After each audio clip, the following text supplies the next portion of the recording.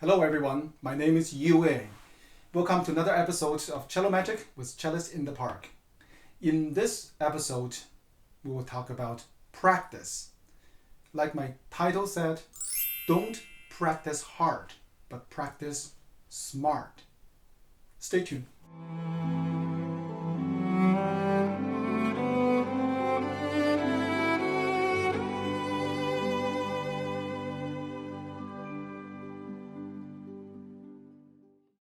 Welcome back. We all know that practice doesn't necessarily make us better, but practice makes permanent. So how we practice is extremely important. Don't practice hard, but practice smart. S.M.A.R.T. S stands for start from basic. Before we do any technical piece or dive into a big repertoire, we want to put ourselves into the ultimate playing mode, both physically and emotionally and spiritually. So before I even play the scales, I will do some warm-ups. First, I will do stretch, with my hand, arm, shoulder, from big joint to the smaller joint. Normally I'll walk around and to just loosen up all the joints, include my neck, especially the shoulders. We tend to really get the shoulder tense up. So after that, you warm up with little fingers. I tend to just crack my joint, but if you think that's a little bit too extreme, don't do it. But I did talk to a chiropractor and she said it's perfectly fine. It's not going to damage your finger.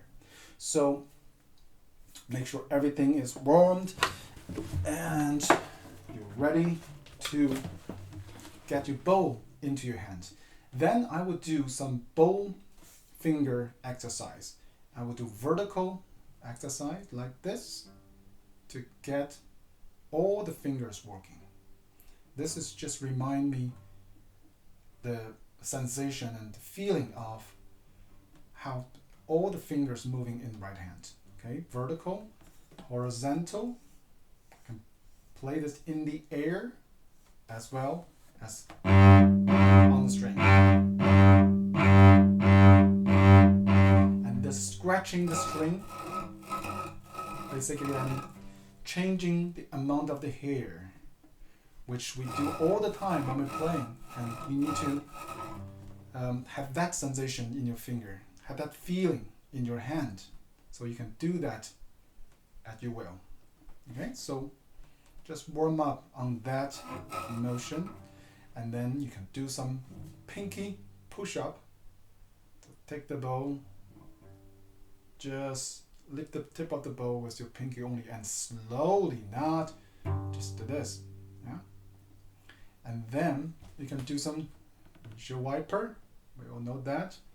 Just to get our wrists and arms moving. Then monkey. Right, up and down. You can turn around and go back. And if you really want to challenge yourself, do it vertically, which is spider. It's not easy, and you have to be really balanced, really strong with your hand. You do feel the bow get much more heavier. Okay, you can go back and forth. Doesn't matter if the bow starts to wobbly around, that's perfectly fine, because we're not going to play in this way. This is just to get your hand to feel oneness with the bow. Because all this one is just to put you into the mood that you're going to be part of the bow, or the bow be part of your hand, right? So we're just trying to make our hand roll on the bow. Okay, then you can do some clockwise circle, counterclockwise, anti-clockwise circle.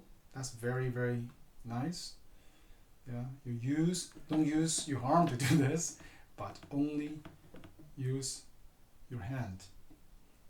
The anti-clockwise or the counterclockwise is a little bit more trickier than the clockwise. Yeah. But it's all very, very nice, very good exercise. After that, I like to reward myself to do this bow throwing exercise. That is really fun. Go up and down.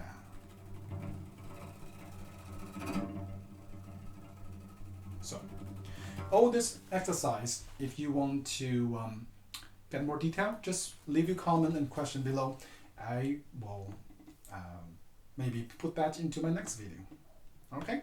So after all this finger exercise, I'll do some left hand. Go up and down and do some rainbow shift motion. Yeah. So shift inside of the string. We talked about that in our previous episode of shifting in the air. So all this thing that we're going to use. So basically all this warm up is to put ourselves into the optimal playing position, both physically and mentally, so we can save our time. Right after this, I will do open strings.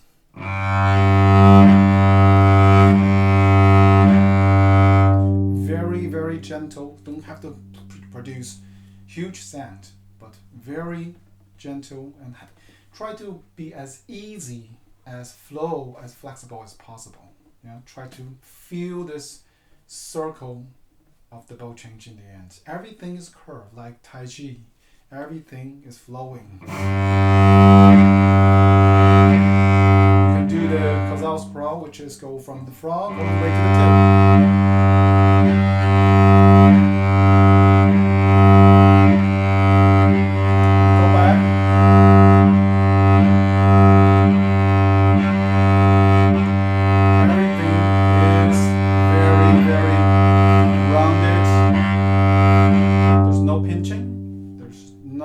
Tension there. Okay, then you're doing the long bow. Still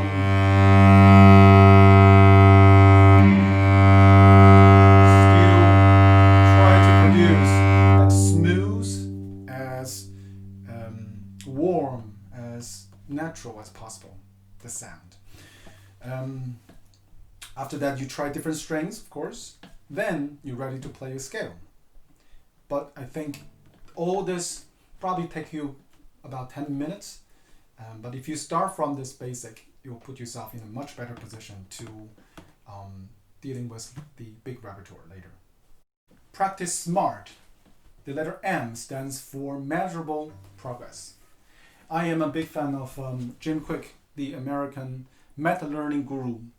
This is one of his idea about lasting change. Measurable progress, meaning you have a very specific goal in each practice, and a very small achievable goal in every practice.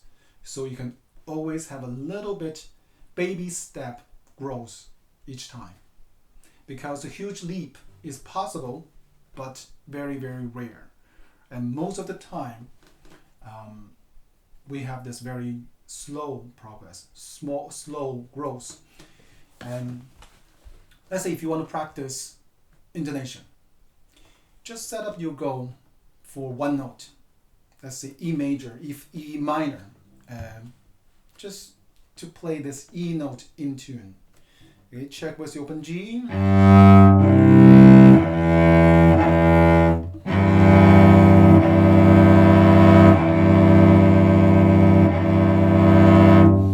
And then trying to get all the E in tune in this scale.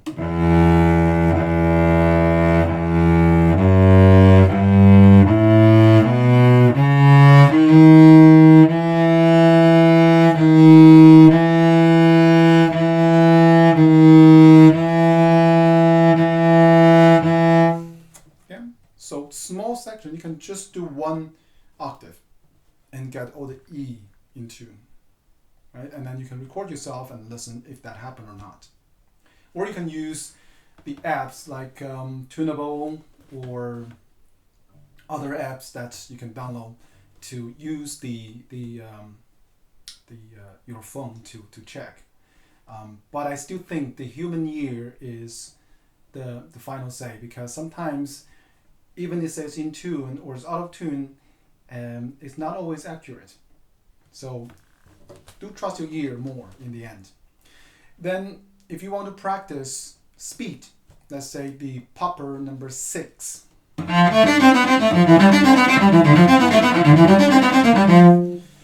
You can start from very slow tempo, maybe 60, or even slower than that, maybe 40.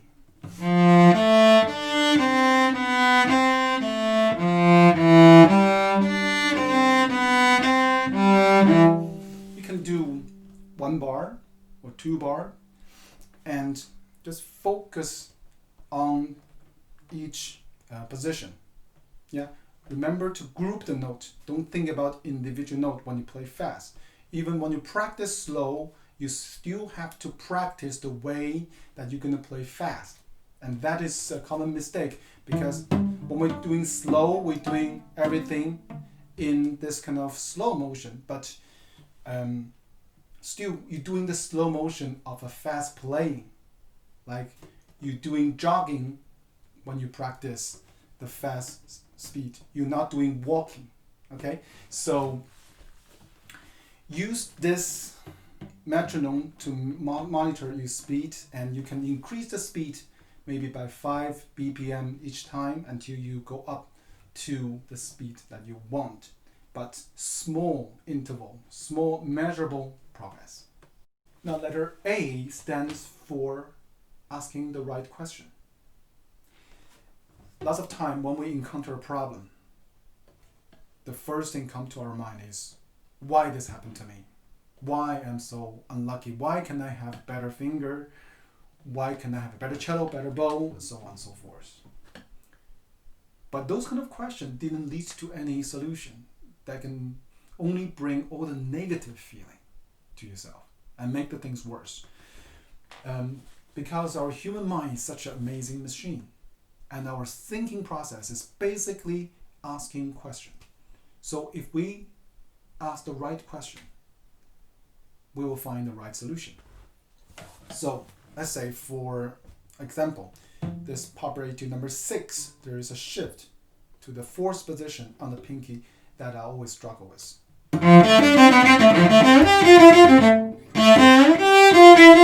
I don't feel secure, and it's always feel like the note is out of tune. So if I ask the wrong question, I'll blame, why my finger doing this? Why my cello is not a gonari or a strat, okay? But that doesn't help. Instead, if I ask the right question, that could be, is this the only fingering I can use? Is there any other better fingering that can help me to get this note more secure? And turns out, of course, there are other possibilities. So instead of go to the open A string, I can shift to the 4th position earlier and put my whole hand into the position, and the pinky feel much more relaxed, much more secure. So much more easier. So for intonation problem, if you consistently encounter some problem with your intonation, always ask this question: is that the only fingering you can think of? Is there any other fingering, any alternative fingering, even something a little bit, unconventional? And try them all, okay? Because everybody's hand is different. The fingering on the music is specifically designed for that editor's hand. Sometimes it works perfectly, but sometimes it doesn't work on your hand, and you have to find the fingering that works with your hand, right? So ask the right question. R stands for review. Lots of time I tend to do is to indulge myself in certain piece or in certain passage and forget about my practice plan and my goal in the beginning that I set up for this particular practice. But that is not very helpful. Every 30 minutes or at least every hour, you should stop and ask yourself, am I still on the right track? Am I still making those measurable progress? If the answer is yes, continue. If the answer is no, then go back to go to the right track. Another tool that you can use is to record yourself on the phone, listen to it, and make the necessary change and record again. And this can be a very nice record for you to keep and to see how far did you go. You can compare the recording of yesterday or a week ago to the recording of today. So you know that you're actually making progress or you still have to make some more change. The last letter T stands for teaching. Teach someone the things you just learned. If you learn how to make a smooth bow change, teach it to another cellist, another student, or explain to your parents, explain to your girlfriend, to your boyfriend, to your partner, to someone. Because when you teach, you got to learn twice. And when you teach something to someone, you have to simplify your message and you have to really understand what you're doing. So always try to find opportunity to teach it, even if you don't have anybody to talk to. You can make a video as what I'm doing right now. All this short tutorial video is for me, mainly for me to just to teach all these things I have learned through the year to help me to understand those concepts better. So do teach the things you have learned. Let's review what we have learned. Don't practice hard, but practice smart. S stands for start from basics. M stands for measurable progress. A stands for asking the right question.